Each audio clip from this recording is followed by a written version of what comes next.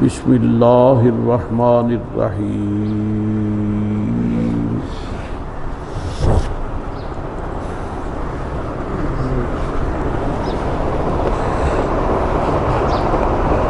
یخادعون اللہ والذین آمنوا وما یخدعون الا انفسهم وما يشعرون في قلوبهم مرض فزادهم الله مرضا ولهم عذاب أليم بما كانوا يكذبون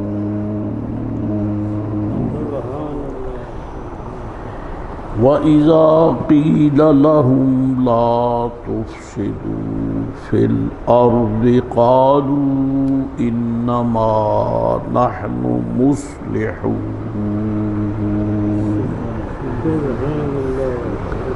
صدق اللہ مولانا العظیم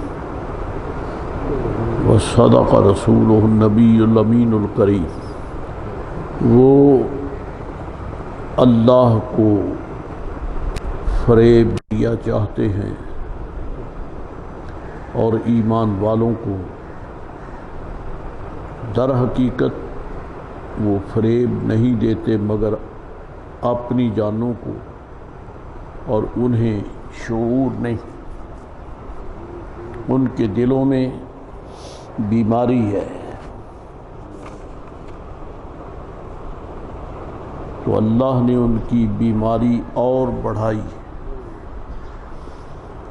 اور ان کے لیے دردناک عذاب ہے۔ ان کے جھوٹ کا بدلہ، اور جب انہیں کہا جائے کہ زمین میں فساد نہ کرو تو وہ کہتے ہیں کہ ہم تو اصلاح کرنے والے ہیں، جیسا کہ ابھی پیشتر عرض کیا تھا۔ اس پورے رکوع میں رب تعالیٰ نے منافقین کا رد فرمایا ہے۔ پہلا رکوع جو ہے اس میں خالصتاً ایمان والوں کی تعریف تھی، اور آخری آیتوں میں کھلے یعنی کفار کا رد تھا۔ اب یہ چیز دوسرا رکوع جو ہے اس میں بڑی تفصیل کے ساتھ منافقوں کا رد ہے۔ اس سے یہ بات واضح ہوتی ہے کہ سب سے خطرناک ٹولہ جو ہے وہ منافقوں کا ہے، کیونکہ یہ دامِ ہم رنگی زمین ہے،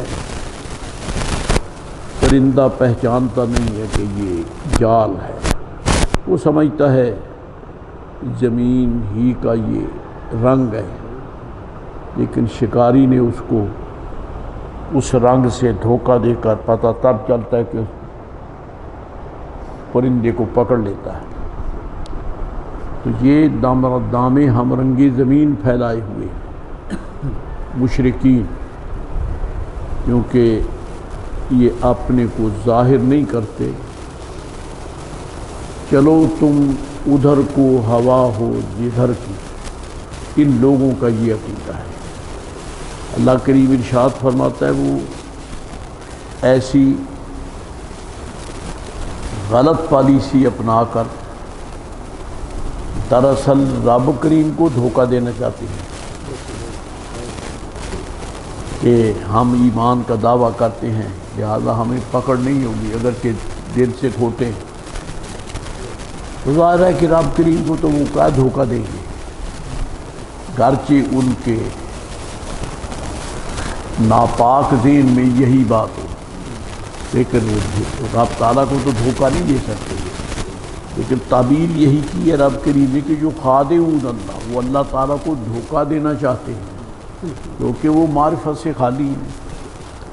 عرفان الہی کا نور جو ہے وہ رسول پاک سید آدم علیہ السلام کی ذات سے ملتا ہے، ان سے ان کا تعلق نہیں ہے، لہذا وہ معرفت الہیہ سے خالی ہیں، اور رب کریم کی شان کو اپنی ناقص عقل پر یوں ہی وزن کرتے ہیں جس طرح وہ دنیا میں ایک دوسرے کو دھوکہ دینے کے لیے وزن کرتے ہیں۔ فرمایا یہ ایسا کر کے اللہ تعالیٰ کو دھوکہ دینا چاہتے ہیں۔ صاحب خازن، تفسیر خازن، وہ فرماتے ہیں کہ اللہ کریم کو تو دھوکہ وہ دے نہیں سکتے، لیکن جہاں جو تعبیر کی ہے اس سے مراد یہ ہے کہ وہ رسول کریم علیہ السلام کو دھوکہ دیتے ہیں، اس لیے کہ حضور خلیفۃ اللہ ہیں، نائب حق سبحانہ و تعالی ہیں، تو ان کو دھوکہ دینا یہ دراصل رب کریم کو دھوکہ دینا ہے، اور یہ ممکن نہیں ہے۔ تو پتہ چلا کہ یہ ہزار جتن لگائیں حضور کو دھوکہ نہیں دے سکتے، کیونکہ ان کے سامنے رب کریم نے حقائق کو واضح کر دیا ہے۔ بات اور بھی نکل آئی کہ جو نبی رحمت علیہ السلام سے محبت کرتا ہے، قسم بخدا اصل میں وہ رب کریم سے محبت کرتا ہے، کیونکہ خدائے بزرگ و برتر کی محبت کا راستہ سرکار کے دروازے سے نکلتا ہے۔ آپ سے محبت خدا تعالیٰ سے محبت ہے، کیونکہ آپ محبوب الہی ہیں، آپ خلیفۃ اللہ ہیں، آپ حبیب اللہ ہیں، اور یہ محبت اس بات کی متقاضی ہے۔ اللہ اکبر۔ حدیث شریف میں ہے، نبی رحمت علیہ السلام نے فرمایا احب اللہ لما یغزوکم من نعمہ، اللہ سے محبت کیا کرو، اللہ کریم سے محبت کیا کرو، اور تمہارا دماغ نہیں پہنچتا تو یہی دیکھ لیا کرو کہ وہ تمہیں تمہاری معیشت کے حوالے سے اپنی نعمتوں کا رزق عطا فرماتا ہے، اور یہ تو آپ جانتے ہی ہیں، ایک جانور بھی چارہ ڈالنے والے سے مانوس ہو جاتا ہے۔ ایک گائے کو، بیل کو ٹکر مارنے اور گدھے کو دلتی جھاڑنے یا گھوڑے کو عادت ہوتی ہے، لیکن جب چارہ ڈالنے والا ہو تو اس کو تو کچھ نہیں کہتے۔ یہ آپ کا مشاہدہ ہے۔ کتا بہت خطرناک ہے جو کاٹتا ہے، جو بھی سامنے آتا ہے اس کے پیچھے بھاگتا ہے، مسافر بڑی مشکل سے بچتا ہے، لیکن ایک بچہ آ جاتا ہے اس کو کچھ نہیں کہتا، کیونکہ بچہ اس کے مالک کا ہے، اس کے مالک کا بچہ ہے، اور وہ پہچان جاتا ہے کہ یہ غیر نہیں ہے، یہ میرے مالک کا بچہ ہے۔ تو یہ کیوں ہے؟ اس لیے ہے کہ مالک اس کو کھانے کے لیے روٹی ڈالتا ہے، پینے کے لیے پیالے میں دودھ ڈالتا ہے، وہ پہچان جاتا ہے۔ اور میں اپنے ساتھ گزرا ہوا واقعہ آپ سے کہہ دوں، صرف اس حقیقت کو بیان کرنے کے لیے کہ فقیر ایک مقام پر اپنے نیاز مندوں کے ہاں واز کرنے کے لیے حاضر ہوا، ایک قداور کتا انہوں نے باندھا ہوا ہے۔ جیسے ہی میں اندر داخل ہوا تو وہ کھڑا ہو کے بے تحاشا بھونکنے لگا، ساتھ ہی پیچھے سے اس کا مالک آ گیا، اس نے اس کو دیکھا، خاموش، دو مال آنے لگا۔ خیر وہ مجھے تو نہیں پہچانتا تھا، لیکن مالک کو تو پہچانتا تھا، تو بیٹھ گئے۔ کچھ وقت گزرا تو میں نے وضو تازہ کرنا تھا، واز کرنے کے لیے جانا تھا، میں کہ استنجا کر لیں، تو قدرتی بات ہے استنجا جو تھا نا، استنجا خانہ یا بیت الخلاء وہ ادھر ہی تھا جہاں وہ باندھا ہوا تھا۔ اب میں نے اس کے مالک کو نہیں بلایا، میں خود چلا گیا، اور میں قسم کھا کے کہتا ہوں کہ اس نے مجھے اپنے مالک کے ساتھ دیکھ لیا تھا، اب وہ مجھے بھونکتا نہیں، اب وہ میرے سامنے بھی دو مال آتا ہے۔ یہ کیا وجہ ہے؟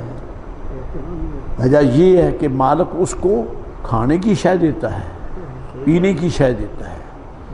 گدھا دلتی نہیں جھاڑتا کیونکہ اس کا مالک اسے چارہ ڈالتا۔ اسی طرح گھوڑا بھی نہیں دلتی مارتا، مالک اس کو سنبھالتا ہے، مالک کو پہچانتا ہے، وہ منہ میں آنے والے چارے کے مٹھے کی شرم کرتا ہے، یہ مالک کا ہے۔ پھر یہ گائے یہ بیل ٹکر مارتے ہیں بعض، لیکن مالک کو کچھ نہیں کہتے۔ تو سرکار فرماتے ہیں احب اللہ لما یغزوکم من نعمہ، اللہ سے محبت کرو، وہ تمہیں اپنی نعمتوں کی غذا دیتا ہے، اور وہ غذا نہیں دیتا جو کافروں کو دیتا ہے۔ وہ کافر تو ایسے ہی جیسے گلی کے کتے ہیں، جدھر مردار ہوگا وہی لپکیں گے۔ کتے کو کیا پتہ ہے کہ تازہ کیا ہے اور باسی کیا ہے، حلال کیا ہے حرام کیا ہے، اس کو کوئی علم نہیں ہے۔ عزیزان گرامی، کافر جو ہیں جو کچھ آ جائے سب کھاتے ہیں، حتیٰ کہ خنزیر بھی کھاتے ہیں۔ یہ چٹی چمڑی والا کتا سیاہ دل انگریز جو ہے، یہ سب حرام نوردی کرتے ہیں، یہ سب حرام کھاتے ہیں۔ ڈرتے ہوئے اشارہ کر دیتا ہوں، جو مسلمان ہو کر سود کھاتا ہے، سود کا کاروبار کرتا ہے، جو ایک دوسرے کے وہ ہم نوا ہیں، وہ سور کھاتا ہے، یہ سود کھاتا ہے، انجام دونوں کا ایک ہے۔ بلکہ میں عرض کروں کہ سود کے لیے تو سرکار نے بڑی سخت سرزنش کی ہے، کیونکہ سرکار نے فرمایا، اس لیے سنا دیتا ہوں ضبط کے ساتھ، کہ جو شخص سود کھاتا ہے وہ اتنا بدبخت ہے جیسے کہ اس نے اپنی ماں کی 100 مرتبہ عزت لوٹی ہے۔ اب باقی آگے بات کرنے کا کیا مقام رہ گیا؟ تو خنزیر کے لیے اتنا بیان نہیں کیا جتنا سود کے لیے بیان کیا، لیکن الحمدللہ لما یغزوکم بہ، حضور فرماتے ہیں اللہ نے اپنی نعمتیں جو تمہیں غذا دی ہیں نا، اس کی برکت سے، اس کی وجہ سے اس کو پہچانو، اس سے محبت کرو، کیونکہ وہ کافروں کو حرام دیتا ہے اور تمہیں بالکل حلال دیتا ہے۔ اور قرآن شریف میں یہ فرمایا نہیں ہے کُلُوا مِن طَیِّبَاتِ مَا رَزَقْنَاکُمْ، ہم نے وہ پاکیزہ چیزیں جو تمہیں رزق میں دی ہیں وہ کھاؤ، ہم نے تمہارے لیے حرام نہیں، حلال چیزیں رکھی ہیں، حلال کھاؤ۔ میں پوچھ لیتا ہوں آپ سے، گلی سڑی سبزی گھر کی مالکن ایک عورت خاتون وہ اٹھا کے اپنے کھونٹے پہ باندھے ہوئے جانور کے آگے ڈال دیتی ہے، لیکن کیا اپنے بیٹے کو بھی وہی دیتی ہے؟ بیٹے کے لیے تو وہ نہیں ہے، اس کے لیے تو تازہ لذیذ خوشبودار اس کا بیٹا ہے، گرچہ وہ بھی ہے لیکن وہ جانور ہے، یہ بیٹا ہے، یہ انسان ہے۔ اگرچہ پیدا رب نے کافر بھی کیے ہیں لیکن وہ کافر ہیں، بیگانے ہیں، اور تمہیں بھی پیدا کیا لیکن تم مصطفیٰ کے دیوانے ہو، تم رسول اللہ علیہ السلام کے غلام ہو، اس لیے رب نے تمہارے لیے حرام نہیں پیدا کیا، تمہارے لیے حلال پیدا کیا۔ اور اس کے ساتھ ایک اور آیت کریمہ بنا لیں، کیا کہوں کتنی عزتیں بخی، خدا جانتا ہمارا دماغ وہاں نہیں پہنچتا۔ یہ فرمایا نا کُلُوا مِن طَیِّبَاتِ مَا رَزَقْنَاکُمْ،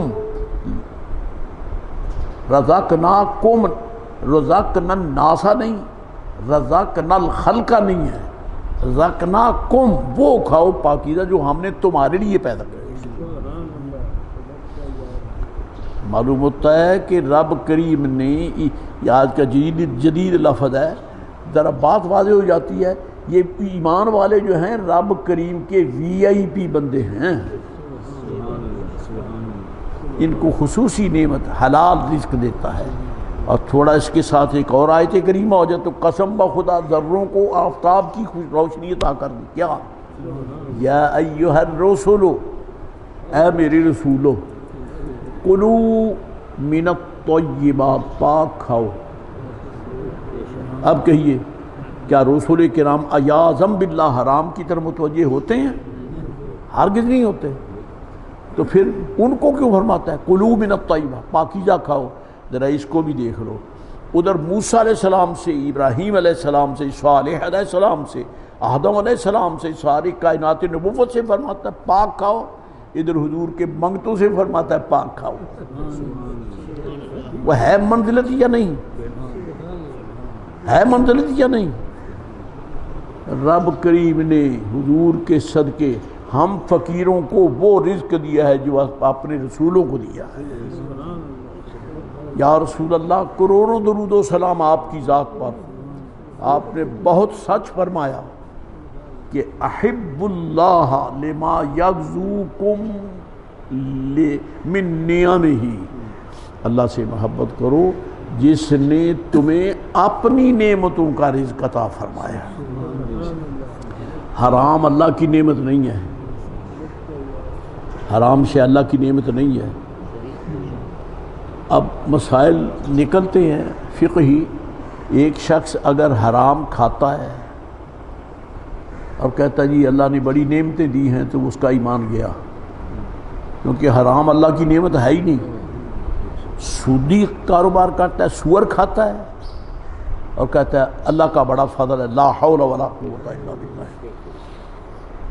یہ اللہ کا فضل ہے کہ اللہ کی لعنت ہے. حرام کو اللہ کی نعمت نہیں کہہ سکتے. جو حرام زیادہ ہو اس کو حلال زیادہ کہیں گے؟ نہیں کہتے، کیونکہ ڈسکنیکٹڈ ہے. جس کا تعلق حضور کے قدموں سے نہیں ہے اس میں نہ شرافت ہے، نہ اس میں حلال زیادہ ہونا ہے، نہ اس میں تقدس ہے، نہ اس میں طہارت ہے، نہ اس میں پاکیزگی ہے.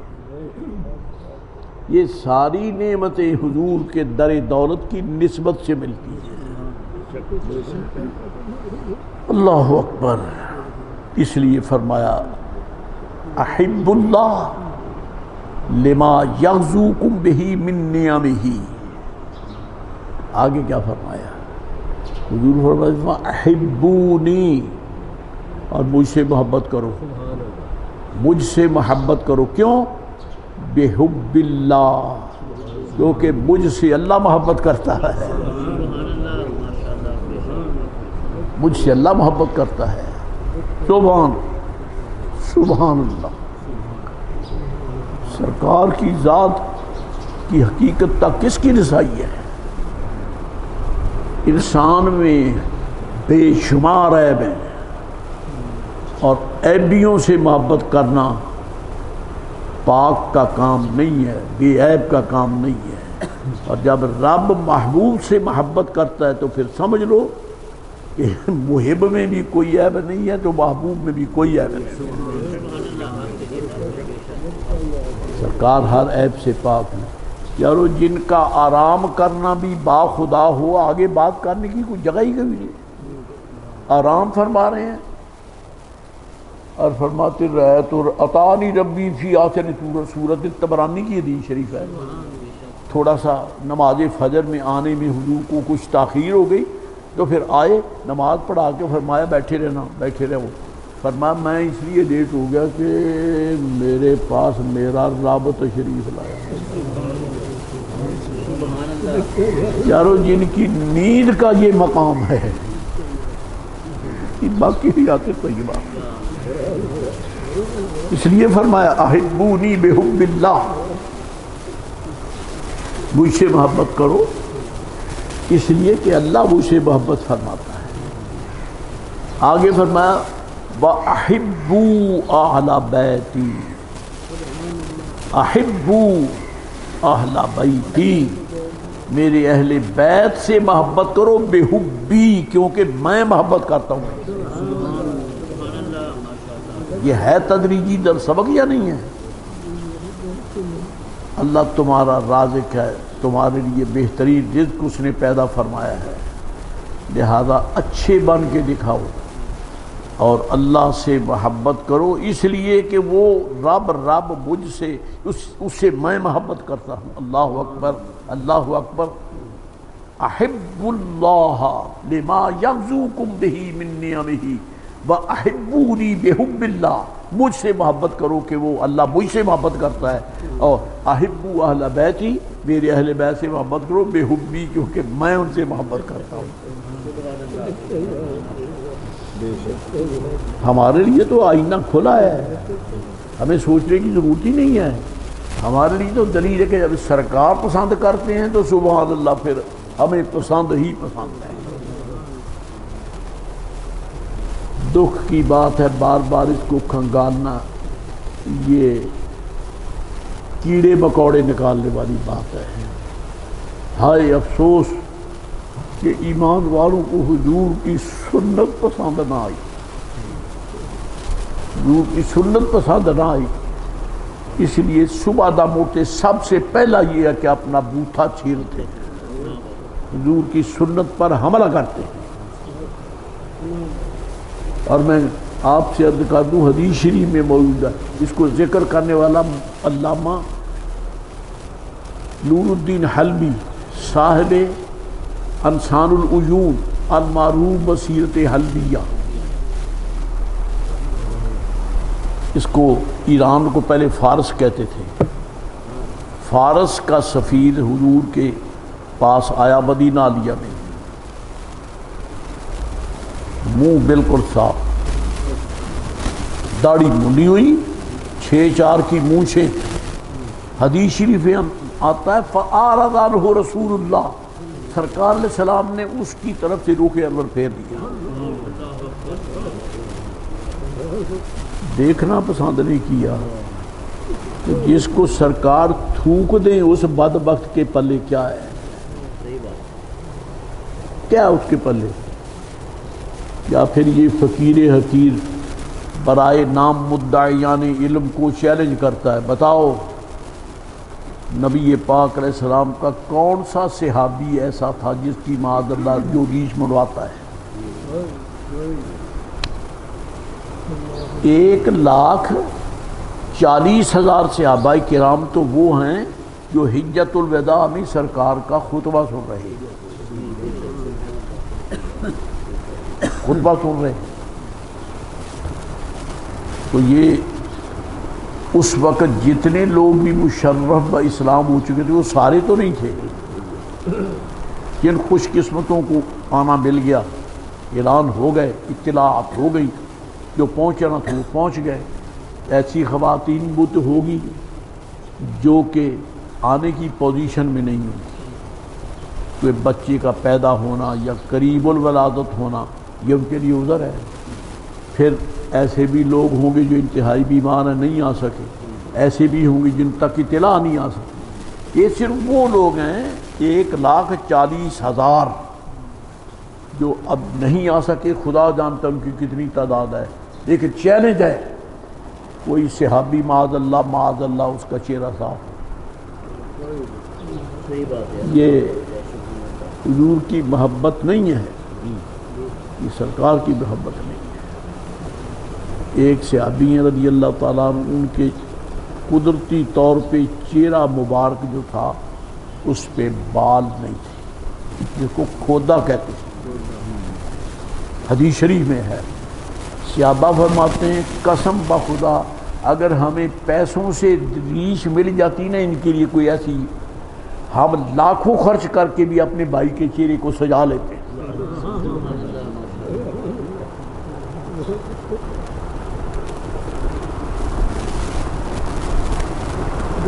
کیا کہوں، کہنے کی بات نہیں رہے گی. ایمان والوں کو وہ صورت پسند نہیں ہے جو سرکار اسلام کی سنت.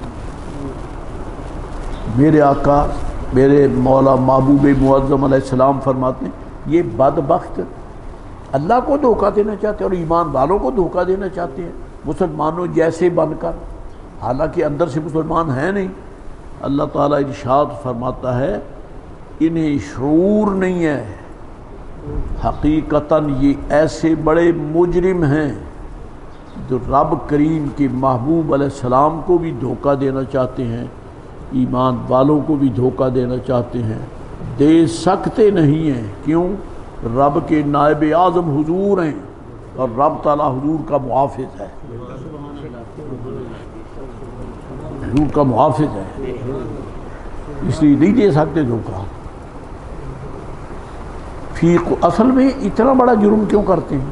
فرمایا فی قلوبہم مرض، ان کے دل میں بیماری ہے۔ پتہ چلا سب سے بڑی صحت، سب سے بڑی عافیت، شفا حضور کی محبت ہے۔ سب سے بڑی شفا جو ہے حضور کی محبت ہے۔ سب سے بڑی بیماری، سب سے بڑا روگ اور مرض جو ہے وہ حضور کی گستاخی، بے ادبی اور انکار ہے۔ اس لیے اللہ نے فرمایا فزادہم اللہ مرضا، اللہ نے ان کی مرض اور بڑھا دی، ان کی بیماری اور بڑھا دی ہے۔ کیسے بڑھا دی ہے؟ جتنی مرتبہ جتنی حقیقتوں کا انکار کرتے ہیں مرض بڑھتا ہی ہے نا۔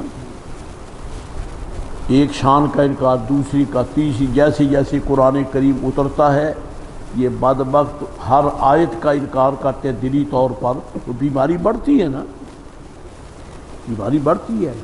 جس طرح یہ کہتے ہیں کہ مریض اگر موافق طبع، موافق طب اگر شے کھائے گا تو اس کی بیماری بڑھے گی، وہ کہتے ہیں پرہیز کرو۔ رب کریم بتاتا ہے کہ جو رسول اللہ علیہ السلام کی مخالفت کرتے ہیں اور حضور کی محبت سے خالی ہیں، ان کے دل میں روگ ہے، جتنی یہ روگ بیماری بڑھے گی اسی قدر یہ خدا کے بے ادب بندے ہوں گے اور جہنم کے قابل ہوں گے، اس لیے کہ یہ منافق ہے، یہ منافق ہے۔ فزادہم اللہ مرضا، اللہ ان کا مرض بڑھا دیتا ہے۔ اور پھر وَلَهُمْ عَذَابٌ عَلِيمٌ بِمَا كَانُوا يَكْذِبُونَ، جھوٹ کی بنا پر ان کے لیے نرا عذاب نہیں ہے، دردناک عذاب ہے۔ پتہ چلا تقیہ بہت بڑی بیماری ہے۔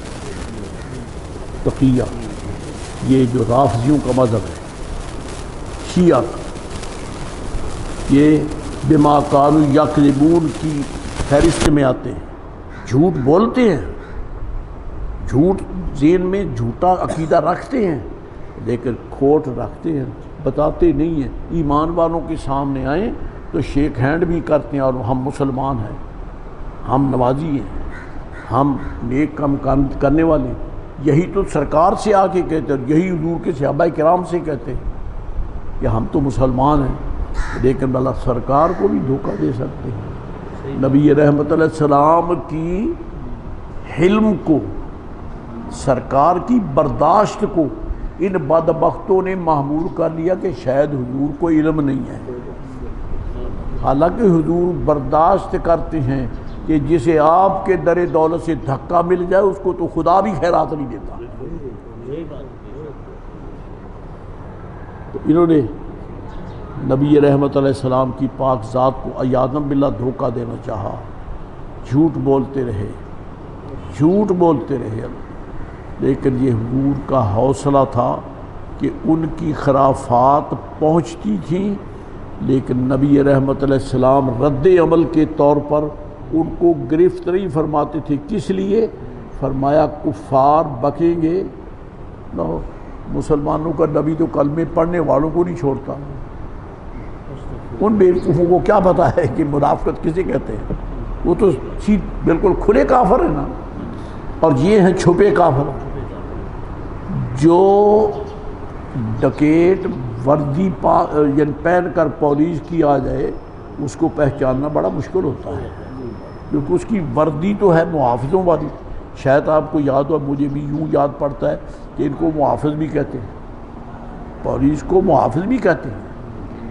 اب وہ ڈکیٹ وہی وردی پہن کے آ گیا، فوجی وردی پہن کے آ گیا، تب اس بدبخت کو پکڑے گا کون؟ وہی پکڑے گا نا جو اس کی حقیقت کو سمجھتا ہے، اور منافقوں کی حقیقت کو سرکار جانتے ہیں۔ اور صحابہ کرام کو فرمانے کی ضرورت نہیں تھی، کیونکہ جب وہ حضور علیہ السلام کا ان کے ساتھ معاملہ دیکھ لیتے تھے نا تو پھر وہ سمجھتے تھے کہ اس کے ساتھ قلبی رابطہ رکھنا جو ہے یہ ناجائز اور حرام ہے، کیونکہ اس کو حضور کی دربار میں رسائی نہیں ہے۔ ان کے لیے سب سے بڑا معیار سرکار کا در دولت ہے۔ اللہ اکبر، اللہ اکبر۔ حضور علیہ السلام نے جب وقت آیا تو پھر ان کو نکالا، پھر ان کو داخل کیا۔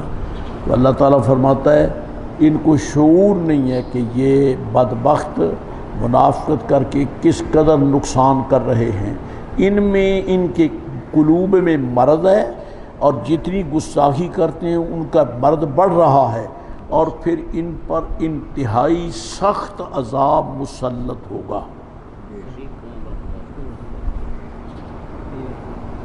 اور جب ان سے یہ کہا جائے کہ تم کیا کرتے ہو، کیا کرتے ہو، تم کیا کہتے ہیں، وَإِذَا قِيلَ لَهُمْ لَا تُفْسِدُوا فِي الْأَرْضِ، جب ان سے کہا جائے کہ زمین میں فساد نہ کرو، کہتے جی انما نحن مصلحون، ہم تو اصلاح کرنے والے ہیں، ہم تو اصلاح کرنے والے ہیں۔ اللہ اکبر۔ عبداللہ ابن ابی ابن سلول بدترین منافق تھا۔ سورہ منافقون میں اس کا رد آتا ہے۔ اس نے اپنی زبان سے حضور کی شان میں بکواس کی۔ میں نہیں لوٹاتا، لوٹانے کی ضرورت نہیں ہے، اس پہ خدا کی لعنت ہے جس نے سرکار کی شان میں غلط لفظ بولے۔ اب یہ حوصلہ نہیں سرکار کا، فاروق اعظم کی آنکھوں میں خون کے آنسو اتر آئے۔ حضور اجازت دے میں اس کا سر اڑا دوں، لیکن چونکہ ابھی ذات حق کی اجازت نہیں تھی اور میں عمر حوصلہ کروں۔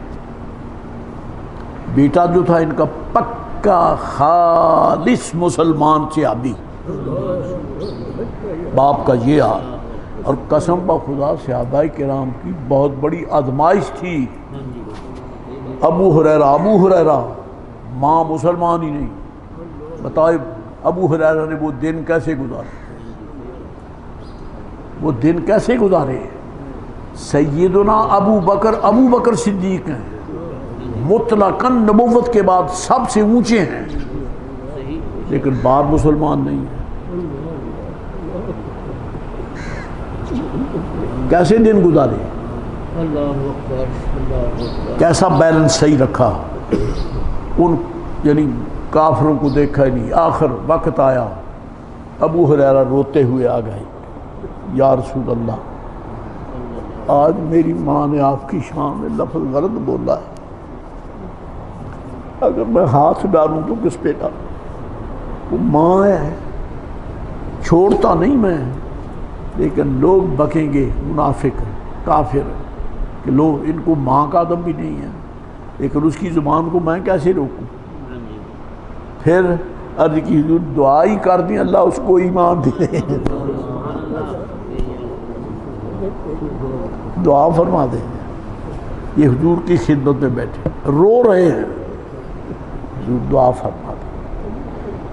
حضرت الفاظ ہیں حدیث شریف کے، اللہم اہد ام ابی ہریرہ، یا اللہ ابو ہریرہ کی ماں کو ہدایت دے دے۔ میں جانتا ہے کہ ہدایت ہوگی، لیکن جب تک محبوب کہے اس وقت ملے گی۔ حضور نے عرض کر دی یا اللہ ام ابو ہریرہ کو۔ ابو ہریرہ فرماتے سرکار نے دعا کر دی، خدا جانتا میں بھاگ نکلا، کیونکہ تیر نشانے پہ ہے، جاتا ہوں تو دروازہ بند، اندر سے پانی کی آواز آ رہی ہے، استعمال کر کے جیسے بندہ نہا رہا ہو نا پانی کی آواز آتی ہے۔ میں نے دروازہ کھٹکھٹایا، میری امی نے کہا ابو ہریرہ ٹھہر جاؤ، میں رک گیا۔ والدہ نے غسل کیا، کپڑے بدلے، دروازہ کھول کے کہتی اشہد ان لا الہ الا اللہ وحدہ لا شریک لہ اشہد ان محمدا عبدہ ورسولہ۔ فرماتے میں بھاگا سرکار کی بات، یا رسول اللہ میری ماں نے کلمہ پڑھ دی ہے۔ صدیق اکبر رضی اللہ تعالیٰ عنہ ایک دن نقل کرنے والے قاضی مدری ہیں، پانی پتی، تفسیر قرآن کریم میں اور دیگر کتابوں میں بھی ہے حدیث شریف۔ بڈھا مسلمان نہیں تھا اس وقت، باپ، اس کی زبان سے بات نکل گئی حضور کے خلاف۔ وہ ابو ہریرہ ہیں تو یہ تو ابو بکر ہیں۔ بس جو غصہ آیا تو ایک تھپڑ مارا بڈھے کو، لڑکھڑا کے گر گیا۔ گرچہ باپ تھا لیکن دل نے یاد نہیں سمجھ لگی، ایک تھپڑ مارا، لڑکھڑاتا وہ گرا۔ اب نکال زبان سے، تو نہیں سمجھتا میرا تعلق حضور کی ذات سے کیا ہے؟ یعنی میں کس حوصلے سے تجھے برداشت کی؟ رپورٹ ہوگی سرکار کی بارگاہ میں، ابو بکر نے بابے کو مارا، ماں پیو اپنے باپ کو مارا ہے۔ سرکار نے بلا دیا، فرمایا ابو بکر تیرے متعلق یہ رپورٹ آئی ہے، حضور سچی ہے، قسم بخدا کوئی دن باقی ہے بڈھے کے کہ میں ہاتھ سے خالی تھا، میرے گھر میں تلوار نہیں تھی، اگر تلوار ہوتی تو خدا کی قسم میں اس کی گردن اتار دیتا۔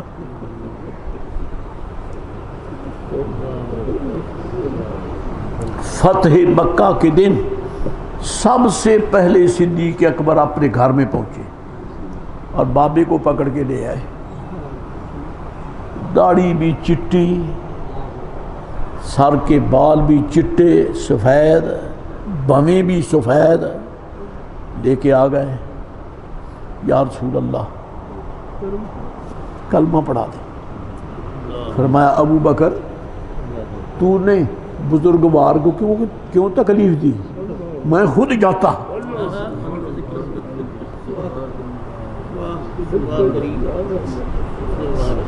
میں خود، کیونکہ اتنے پیارے کا دل بھی بڑا نازک ہے نا، میں خود جاتا اس کو تمہارے گھر جا کے عرض کی میرے آقا یہ منگتا ہے، اس کو آنا چاہیے آپ کی بات۔ سرکار علیہ السلام نے حکم دیا، بزرگوار نے کلمہ شریف پڑھا، حضور نے ابو بکر کو مبارک دی، تجھے مبارک ہو تیرا باپ مسلمان ہو گیا۔ سب سے بڑی شفا ایمان ہے، عشق سرکار ہے، سب سے بڑا روگ حضور کی گستاخی اور انکار ہے۔ اللہ تعالیٰ بچائے، ایمان کی سلامتی کا شرف عطا فرمائے۔ وآخر دعوانا ان الحمدللہ رب العالمین وما علینا الا البلاغ۔